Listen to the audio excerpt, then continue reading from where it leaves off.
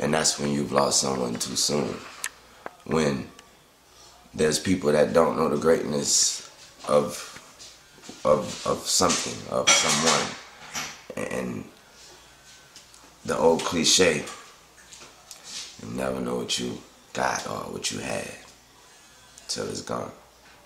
So we was speaking on that, and we was like, man, I was like, man, like what if today I skate off my roof and just end it all? Or what if Taz just bought me for my birthday just passed, I made 29.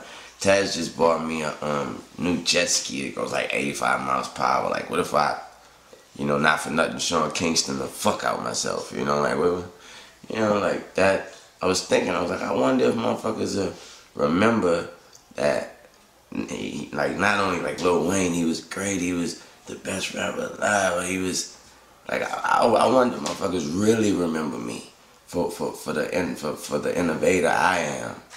And I was thinking how saturated things get these days and how easy it is to forget the greatness of something or someone. And today I plan to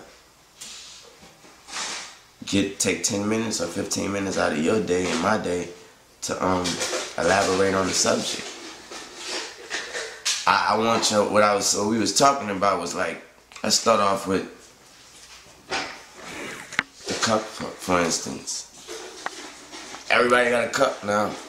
Everybody drink now. I know I picked up the cup when I started drinking with its promethazine mixed with codeine, which you all know is syrup. I started drinking it because I'm from the South, New Orleans, and we grew up on UGK and all, Ghetto Boys and all, and people been drinking syrup for years, but that's where that was where it was, it was made popular, and that's what made, that was, I'm human, just like I was young and I watched Michael Jordan Game 6 and made me want to go right into my driveway and shoot around.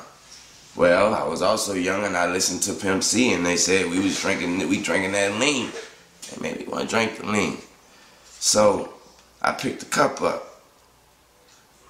But I've been, and ever since that, I respected it the day I picked it up because I knew this is a culture. This ain't something to do because it's cool. This ain't something to do because, when I picked it up, y'all ain't know what it was. Y'all just thought you walking around with 2 white cups. And y'all was like, I'm quite sure the stereotypical motherfucker was like, I had some liquor or something in there. But you didn't know what the hell it was. So obviously I wasn't doing it to be cool.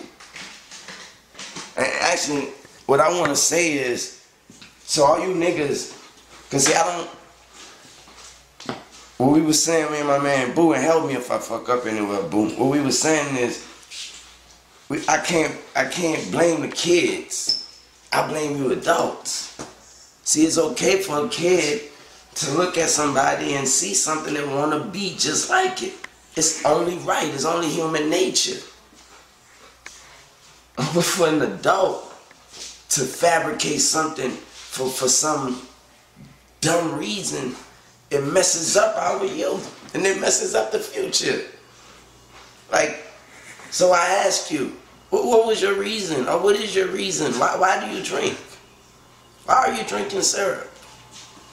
Why? Because if you say, well, Wayne, you say your reason was because you was listening to somebody and, well, yeah, you're right. And then what happened was I became Lil Wayne. And Lil Wayne became this machine. And when you become a machine, people require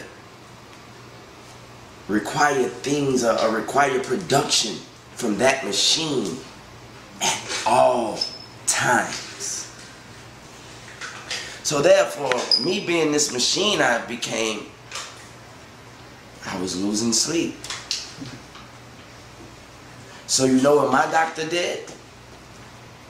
he prescribed me Adderall, and he prescribed me Xanax, and he prescribed this and that, and just wasn't working. And so I ask you, I say, if you drinking, don't you get your drink from such and such up the block, or homie down the way, or your girl who got the, you know where I get mine from? The pharmacy, dude. I don't do this to be cool. I did this because I was sick. Don't you see? None has been used. I'm not sick anymore. And by the way, this is tea in my cup. Good tea too. My man Noel made it. I just like the double cups because we ain't really got no glasses in the crib on this side of the house. But yeah, tea. Speaking of that, but you know, going back to that, I was also thinking about, so I don't want to be known as the innovator of syrup or whatever, or the innovator of getting people fucked up. But I just want you to know, and I also want to say, I don't want you to say, man, let me put my cup down there because this nigga think. Nah. Pick that bitch up. Pull up a deuce for me.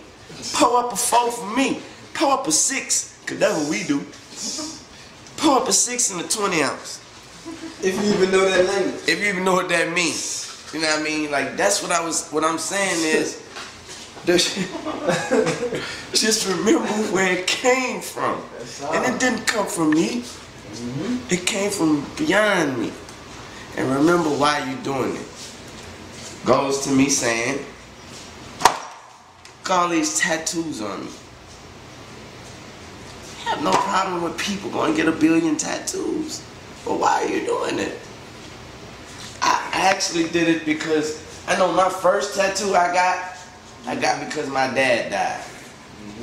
And I was 14 years old, and I knew, not for nothing, God forgive me, I did want to represent my dad in a way, but I knew that, man, I could get my first tattoo at 14 if I asked my mom, can I go get my dad's name? She's not going to be against that.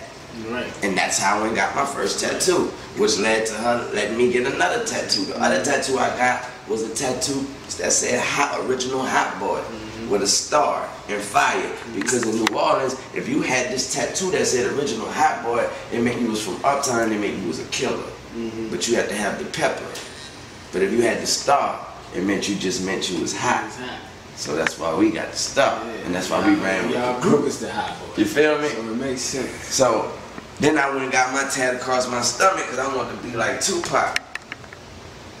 You know what I mean? What you did, what you said, Yeah. and what they want to say, you said because you saw Pop do it. Yeah. You know what I'm saying? And that's ill. Like, that's what people do things, you know what I'm saying, for. But don't make it as if you just saturated now. So-and-so wearing jerseys, then everybody wear their jerseys. Now, we all gotta wear jerseys, everybody look the same. Right. That don't make it dope no more. Right. Because we all come in the same way. What we saying to say is, you fuck it up for motherfuckers like me. Because when I was coming up, we had heroes. Like we had, like I said, I got my tattoo because I wanted to be like Tupac. And at the time, I would tell the tattoo dude, that's why I'm getting it. And be proud of that. Like, why you getting a tattoo, little nigga? Because I want to be like Tupac. Because he was a hero. That's real. But nowadays, you guys, you adults, you make it look like everybody could do what that guy does. Yeah. So now the kids think everybody can do it, then everybody can do it. There's no more heroes. There's no more heroes. No more. There's no more. Like, dude, this don't come off. And as a matter of fact, if you are tatted up everywhere, are you? Are you tatted everywhere? Are you tatted everywhere? Are you? Are you tatted, nigga? I go hard, nigga. Are you tatted everywhere? Are you? Are you tatted everywhere? Are you, nigga? Are you tatted everywhere, nigga? Are you? Are you tatted everywhere? Are you? I do this for real. Why do you do this? Let me show you something. I spent $1.8 million of my hard-earned money to buy this motherfucking car I had heard about called the Bugatti. I didn't buy it because I was saying, man, I want to be the first nigga with a Bugatti, and I want everybody to know I got a Bugatti. Because if that would have been the case, I'd have took this man with this camera, my man Derek G, I'd have took him to the car lot with me. Look, y'all, I'm getting this Gotti. You know what I mean? I got it because I said, man, I heard they got a fucking car that's $1 million. I want it. So I went out and I bought, this is mine. This is a hard plate, ladies and gentlemen. This is mine. I ain't put this in a video. I ain't did no special service and nothing. Check me in my Bugatti. I don't call myself Bugatti Wayne or nothing like that. Like, on the real. Yo, ask the people. I was the first African American rapper with a Bugatti. I don't know who else say they got them and get.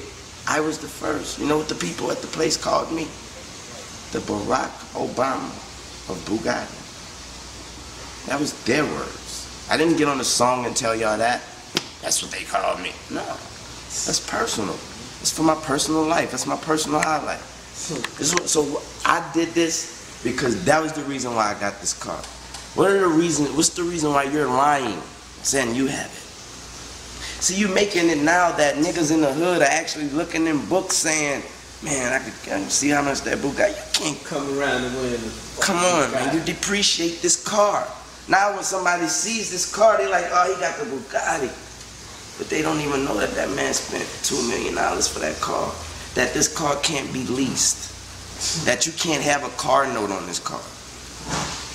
You won't ever know that because they fuck it up. You gotta get taught how to drive this, man. Do you want, like, and I ain't even sure, that ain't what it was about. I also was wanting to say about this, I picked up a guitar, right? And also I want y'all to know, I ain't stunting. This ain't no Cribs episode, nigga. Look, I need my ground fixed bad, nigga. This is terrible. My cars, my ground, nigga. Look at my fish ain't was up. They hungry. Nigga, I'm not stunting, nigga. This ain't no, I'm not shitting on nobody, nigga. I'm keeping it real right now. I was also saying, I picked up a motherfucking guitar and I put out a rock album. I just want you to know that I'm a very passionate man at whatever I do. I just want you to understand and ask yourself at all times, what's the reason you're doing or trying to do or saying you do what you do?